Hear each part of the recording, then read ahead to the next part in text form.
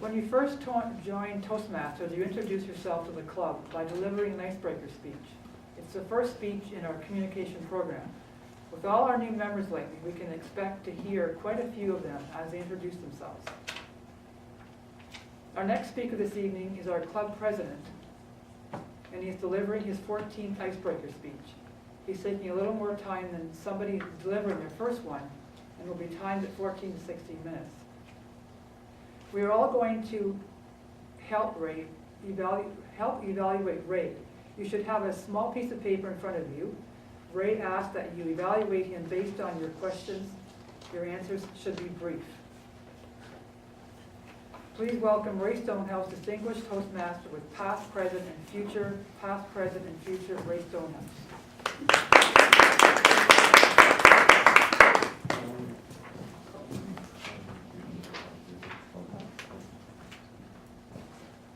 This past January 2016, I celebrated an important milestone in my life. 22 years as a Toastmaster.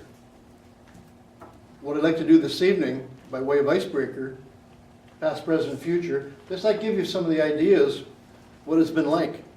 Now, we're a fairly new club right now. We have quite a few new members. We haven't had a chance to get to know each other. Icebreakers give people a chance to get to know each other. So what I'd like to do in the brief short period we have together is just to tell you what my experience has been like with Toastmasters. Why I joined, why I stayed with it, what I hope to get out of it. When I was in my 20s and 30s, I was drawn to leadership positions. They seemed to be easy to get. I suspect that they were because nobody else wanted them. So I was able to take those roles. I'm a registered nurse. I was active in my professional body. I was active as a union steward, as a joint occupational health and safety steward. Those were leadership roles. But what I soon found out was that to be a leader, you also needed to be a good communicator. Now, my base personality at that time, I was a shy introvert. Shy introverts aren't comfortable with public speaking. And I wasn't comfortable with public speaking. Yet, to be an effective leader, you had to have those good communication skills. And I didn't have them. In 1994, in January, 22 years ago, a colleague of mine, we were both leaders in a local organization, and I was asked to do some public speaking, and I balked at it. I avoided doing it because I didn't want to do with anything. So he says, why don't you come out to Toastmasters and learn about public speaking? And I had absolutely no idea what Toastmasters was. I hadn't heard about it before. And he took me out. We went to the Monday night Toastmasters, Kelowna Toastmasters, and he brought me in, and I was made very comfortable there. There was an older fellow. I call him elderly fellow, but back then he's probably the same age as I am now, so I'm not sure if I'm elderly or not. But he was old back then. And he took me around, and he introduced me to every single member in the club. Now, shy introverts, we're not really fond of going around and shaking people's hand. Like, you know, after you say hi, you don't know what comes next. So I found that very uncomfortable. But I survived, and I participated in the meeting. They didn't call upon me, but I took everything in. I listened to speeches, I listened to table topics, and I saw people standing up, and I saw people that looked like they were very comfortable with public speaking. I also saw some people that seemed to be fairly uncomfortable, brand new, but they're still trying it. And I really got excited about it. I went home that night, and I remained excited about it. By midnight, I hadn't joined yet, but by midnight, I had my icebreaker speech already written down and practiced. I already delivered. By 2 and 3 in the morning, I had speech number 2 and number 3 all set to go. And I thought, I've never experienced anything in the world like this Toastmasters. I couldn't imagine. I was just completely fired up. By 5 o'clock, I realized, you know, maybe I shouldn't have had those 3 cups of regular coffee that they plied me with. I guess that's a secret to hook people into Toastmasters. Give them unleaded coffee. And I drink decaffeinated coffee. So that got me excited about Toastmasters, and I did join eventually. I didn't join that club, but I joined another club. And I was with that club for 5 years. And in the beginning, I took on all the different roles in the agenda, very much the same as it's a different club, but the agenda was very similar. I took all the different roles. But for the long time, I was really quite nervous about taking on delivering that icebreaker speech. I think my recollection was I avoided it probably almost 10 months before. I think I even chaired meetings before I delivered my icebreaker speech, because it took that long to get the nerve up to do it. But I eventually did. And I think what they say, this is my 14th icebreaker speech for this presentation this evening. That first icebreaker speech that I did, back in those days, they were supposed to be 5 to 7 minutes long. And I went close to about 11 minutes. So even back then I started having challenges with time. But I had some problems with that one too. Because I took the approach for an icebreaker speech. I wanted to share with the club my essence, what made me. And some of the things that were important to me was my upbringing, the way that our family of origin. My father was a little on the, I don't know what the word would say, brutal. No, maybe not brutal, maybe a little bit aggressive, spare the rod, spoil the child. And that played an important part of my development of my personality, of the speech that I had. Well, the fellow before me was an older fellow, and he gave his speech. And he took the exact opposite approach about sparing the rod and spoiling the child. So when my turn came up, I was really quite agitated. I was all fired up, and I guess maybe that's what kept me speaking so long. But I delivered my speech, and I was really mad. I was angry. After that, a fellow, a long-time member, said to me, a kind of mentorship type discussion, he says, Rae, he says, don't get excited about the other speakers. This is your turn. The camera's on you. In this case, the camera is on me. Enjoy it. Forget about what everybody else says. This is your time. This is your time to shine. So from then on, that was an important mentorship that I had. I stayed with that club for 5 years, eventually moving over to Kelowna Flying Solo Toastmasters. And in that time, I did finally, as I said, I did that icebreaker speech. I started working my way through the program. I took on a leadership role, as the Vice President of Education in a club, the Westside Club, the one that I eventually joined. As I said, I was there for 5 years. And what happened was people weren't delivering speeches. So what I would do is if somebody wouldn't deliver a speech, I would fill in and I would do a speech. I told them, you guys don't start doing speeches, I'm just going to keep on talking. Kind of like we're doing right now, actually. I'm going to keep on speaking until you start delivering speeches. Well, I was able to complete one of the advanced manuals. Now, the advanced program is some 15 different manuals, and there's 5 speeches in each, so whatever that is, up to close to 60 different speeches. I'm not good at math, but whatever it adds up to. But to get the credit, the next level up from your competent communicator, back in those days it was competent Toastmaster, now it's competent communicator.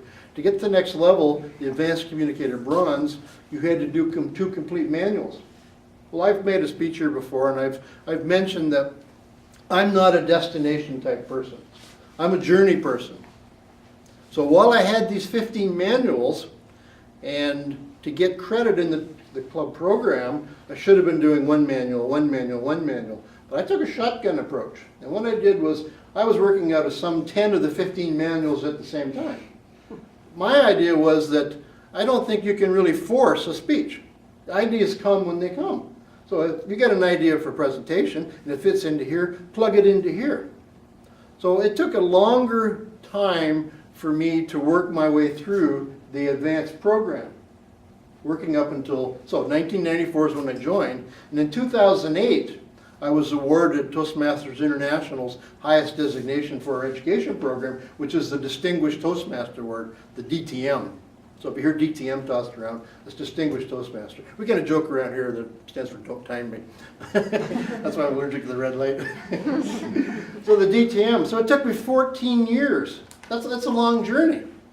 But in that time, the destination really wasn't that important to me. What was important to me was the journey. I probably gave some 40 or 45 different speeches in that time. So to get the Advanced Communicator Bronze, you had to do 6 speeches. Then to get the Advanced Communicator Silver, you had to do another 6 speeches, and plus a couple other presentations. So, no, actually, sorry, make that 10 speeches. So 10, 20, then to get the Advanced Communicator Gold, another 10. So there's 30 speeches in that advanced program, working through. That's just the communication side of things. So there are 30 different advanced speeches. That's a lot of gaps in the agenda to fill up during that time. But there was also the leadership component to it. That took a little bit longer. One of the criteria to earn your Distinguished Toastmaster designation is that, and once you're the upper levels, the first part of it is you have a manual right now that we give you when you join, and that's your the competent leader manual. So those are 10 projects you can complete while you're in the club. The advanced part of it, as you go into the program a little longer, is perhaps serving as a club executive, serving as an area director, division director, or on the district team. So that can take a little while to do. And then one of the other criteria that you have to do is you either have to find a club that is struggling and go spend a year or so with them as a club coach, helping them to rebuild. You get credit for that. That's one way you can do it. Or you can start a brand new club. Now, I was able to get that criteria. I was one of the club mentors for a club, Okanagan Advanced Toastmasters, OATS. This was back in 2008, 2007, I was able to do that. Unfortunately, that club just folded this year. We gave a good kick at the can for almost 10 years, but we just weren't able to sustain it. But I did get credit back then for building that club. Some of the other criteria you have to do is there's a program called the Success Club and Success Leadership Program. So there's specialty projects in there, some higher advanced projects that you do. One of them is to run a speech craft. I ran 6 speech crafts over that period of time. Now what a speech craft is, it's a self-contained crash course in public speaking. I run them for 6 weeks at a time. We just ran one back in the fall. Ivona helped out with that, and Teresa, who's not here this evening, we did it with the local CNIB. So I've got credit for my next Distinguished Toastmaster. So it took me to 2008, 14 years to get that first Distinguished Toastmaster. Now I know many Toastmasters over the years, they've got this idea that once you get your DTM, you're an expert. You don't need to learn anymore. But it's not true. Something I learned way back, to think of it, is the communication program, the first manual that most of you are working on right now, and this particular speech is coming from, the 10 speeches. We think of that as elementary school. This is where you learn your basic skills of public speaking. By the time you complete those 10 speeches, you are way ahead of most of the general population when it comes to skills for public speaking. Then when you get into the advanced program, it's like being in secondary school, where you're taking advanced programs. You work your way through that. There's advanced projects and there's advanced leadership side of things. So by the end of that, you're starting to become an effective leader and a very effective communicator. So what happens is, the better that you become at speaking, the more leadership opportunities arise. The more you take these leadership opportunities, the more speaking opportunities come inside or present themselves. We have a whole other part of our program that are contests. They're coming up pretty soon, where the more proficient, or I'd say courageous speakers challenge themselves against other people basically around the world. I've done that in the past. I'm probably going to be doing that again, so that's coming up. So I've got my Distinguished Toastmaster in 2008, so now what? Now what is, you do it over again. As I said, this is my 14th time through the Competent Communicator Manual. I continue, I do at least one a year.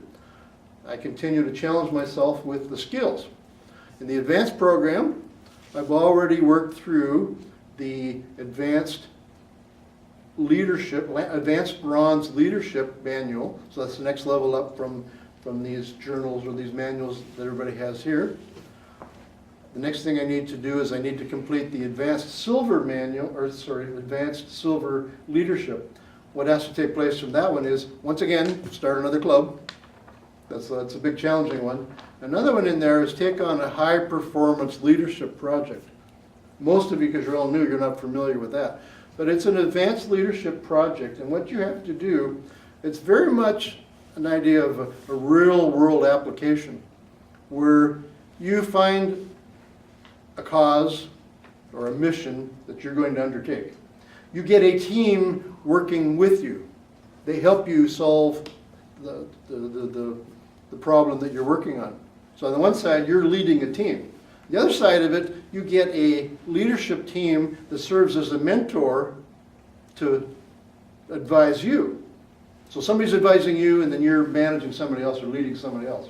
So I have that ahead of me. I've got an idea for it. Starting a club might not be for a while. So is the next distinguished Toastmaster DTM? DTM squared? Is that in the future? Not right now, because it's going to take a while for that developing a club. But that's not to say you can't start over again. I'll be submitting very quickly for my third advanced communicator bronze level. You can keep stacking them up.